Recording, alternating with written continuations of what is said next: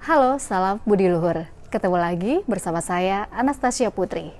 Gimana? Sudah baca berita belum hari ini? Nah, ada baiknya mahasiswa TPPN wajib baca berita sebelum masuk ke mata kuliah ini. Karena dengan baca berita, kita jadi tahu berita apa yang diliput oleh media hari ini. Itulah topik yang akan kita bahas hari ini, yaitu How to Get a News. Bagaimana teknik mencari berita.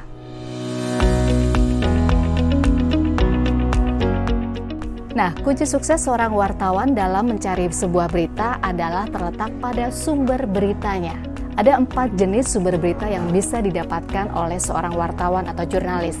Nah, yang pertama, sumber berita cetak. Seperti misalnya, buku-buku di perpustakaan ini, itu bisa kita jadikan sumber berita. Yang kedua adalah sumber berita elektronik. Kita bisa mencarinya melalui internet, di media online, untuk mencari berita yang kita inginkan. Atau bisa juga melalui televisi maupun radio. Nah, yang ketiga adalah sumber berita orang. Sumber berita ini berupa narasumber yang memahami topik yang ingin dijadikan berita. Yang keempat adalah sumber berita kantor berita. Informasi ini tentunya berasal dari sumber berita kantor berita yang dimiliki oleh pemerintah, di mana sumber berita ini memiliki dokumen yang bisa dipublikasikan secara nasional. 4 jenis sumber berita tadi harus memiliki sejumlah syarat-syarat sebagai sumber berita.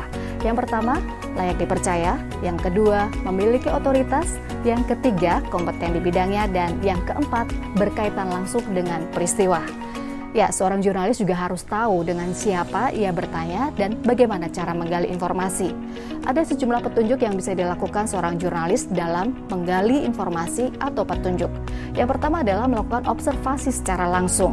Yang kedua, pencarian melalui dokumen-dokumen publik. Yang ketiga, partisipasi dalam peristiwa. Dan yang keempat, ada proses wawancara. Ya, menjadi seorang wartawan atau jurnalis tidak boleh seutuhnya percaya 100% pada narasumber.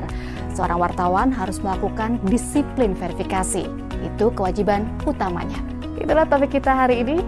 Sampai ketemu lagi bersama saya Anastasia Putri di topik selanjutnya.